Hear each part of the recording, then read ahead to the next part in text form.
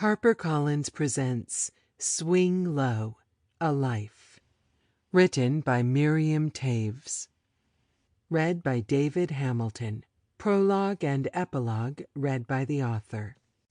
Prologue. Nothing accomplished. I don't know what my father meant when he said it. I had asked him, the day before he took his own life, what he was thinking about, and that was his reply. 2 hopeless words, spoken in a whisper by a man who felt he had failed on every level. This book is my attempt to prove my father wrong. At the age of 17, he was diagnosed as suffering from the mental illness known then as manic depression and today as bipolar disorder. His method of self-defense, along with the large amounts of medication he was prescribed, was silence.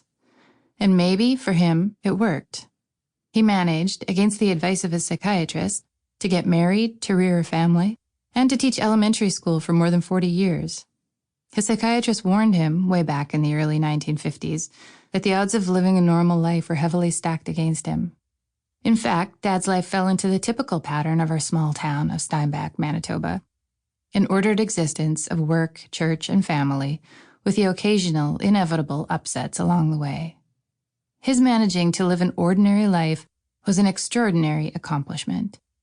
It is a measure of his strength, his high, some would say impossibly high, personal standards, and his extreme self-discipline that he managed to stay sane, organized, and ordinary for so long.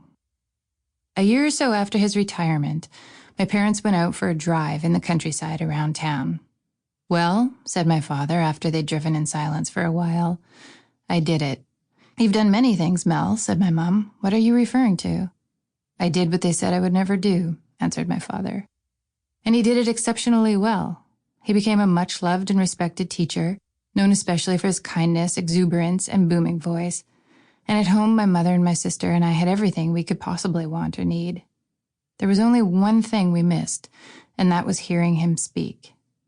I have often wondered what he would have said about himself if he had spoken. He never talked about his past, even his childhood, and often he simply didn't speak at all. His whole world, it seemed, was in the classroom, and when there, he gave it his all. My sister and I, both students of his at one time, used to sit in class in absolute awe. Was this funny, energetic, outspoken man really our father? It must have been teaching, the daily ritual of stepping outside himself and into a vital role that sustained him all those years. Had we known then what we know now, we would have understood that the end of his teaching career would, essentially, mean the end of Mel. After his suicide, we were left with many questions. How could this have happened, we asked ourselves over and over. After all, other people have difficulty retiring, but they don't necessarily kill themselves. I became obsessed with knowing all that I could about his life, searching, I suppose, for clues that would ultimately lead me to the cause of his death. With the help of my mother and my sister and Dad's friends, colleagues, and relatives, I've managed to put a few pieces of the puzzle of his life together. But in spite of many theories and much speculation, there's really only one answer, and that is depression, a clinical, profoundly inadequate word for deep despair. At the end of his life, my father, in a rare conversation, asked me to write things down for him, words and sentences that would lead him out of his confusion and sadness to a place and time that he might understand. "You will be well again," I wrote. "Please write that again," he'd ask. I wrote many things over and over and over, and he would read each sentence, each declaration and piece of information out loud. Eventually, it stopped making sense to him.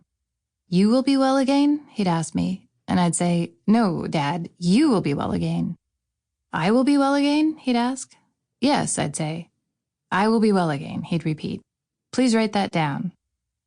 Soon I was filling up pages of yellow, legal notepads with writing from his own point of view so he could understand it when he read it to himself. After his death, when I began writing this book, I continued to write in the same way. It was a natural extension of the writing I'd done for him in the hospital, in a way, though not a perfect one, of hearing what my father might have talked about if he'd ever allowed himself to, if he'd ever thought it would matter to anybody. After his death, I read everything I could find on mental illness and suicide, poring over facts and statistics, survivors' accounts, reasons, clues. Sample complete. Ready to continue?